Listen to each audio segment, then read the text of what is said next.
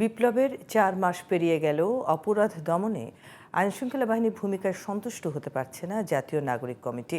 তবে পুলিশ বাহিনীকে ঢেলে সাজাতে পারলে এই সংকট উত্তরণ করা সম্ভব বলে মনে করছেন সংগঠনটির নেতারা।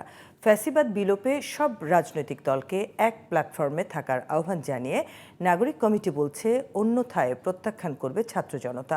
বিস্তারিত হাসান আল মামুনের রিপোর্টে।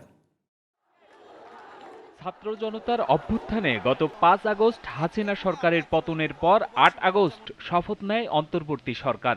এর এক মাসের মাথায় নতুন প্ল্যাটফর্ম হিসেবে আত্মপ্রকাশ ঘটে জাতীয় নাগরিক কমিটির। দেশের চলমান আইন শৃঙ্খলা পরিস্থিতি এবং সরকারের ভূমিকা প্রশ্নে জিটিভির সাথে কথা বলেন জাতীয় নাগরিক কমিটির সদস্য সচিব আক্তার হোসেন। বলেন, গণ অভ্যুত্থান পরবর্তী আইন শৃঙ্খলা বাহিনীর ভূমিকা হতাশাজনক।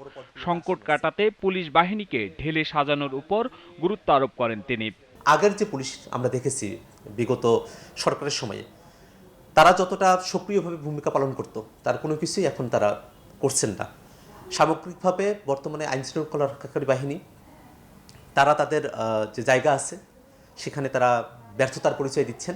আমরা এই জায়গায় সরকারের কাছে বারবার আমরা আহ্বান জানিয়েছি, পুলিশ বাহিনীকে ঢেলে সাজাতে হবে।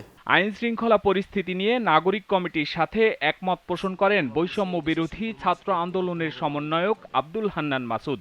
এক্ষেত্রে রাজনৈতিক দলগুলোর সাথে আলোচনায় জোর দিয়েছেন তিনি। গভর্নমেন্টের মধ্যে কোনো ধরনের সমন্বয়হীনতা আছে কিনা সেটা আমাদেরকে চিন্তিত করছে। তো আমরা মনে করি যে গভর্নমেন্টের উচিত যে সমন্বয় করে সকল সেক্টরের সাথে অতি দ্রুত আইন শৃঙ্খলা পরিস্থিতি আরো উন্নত করা। ফ্যাসিবাদ যাতে আর ফিরে না আসে সেজন্য সব রাজনৈতিক দলকে এক প্ল্যাটফর্মে আসার আহ্বান জানিয়েছেন স্বৈরাচার পতন আন্দোলনের এই দুই নেতা। প্রত্যেকটা জায়গায় আওয়ামী লীগ সরকার জোর জবরদস্তি করে ক্ষমতা দখল করতে পেরেছে ভারতের সহায়তায়। এটা দিবালোকের ন্যায় স্পষ্ট। বাংলাদেশ প্রশ্নে বাংলাদেশের সকল রাজনৈতিক দলকে একখানে থাকতে হবে।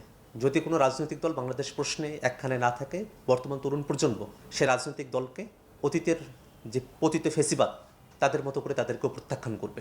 বাংলাদেশের স্বাধীনতা সার্বভৌমত্বের বাইরে গিয়ে বাংলাদেশের মানুষের প্রাপ্য অধিকারকে ধুলাই মিশিয়ে দিয়ে কেউ যদি ভারতের সাথে সম্পর্ক তৈরি করতে চায়, সেটা এদেশের মানুষ কখনো মেনে নেবে না। দেশ থেকে চিরতরে ফ্যাসিবাদী ব্যবস্থার বিলোপ, নতুন রাজনৈতিক বন্দোবস্ত এবং রাজনীতিতে নতুন মেরুকরণে কাজ করতে চায় ২৪-এর ছাত্র সমাজ।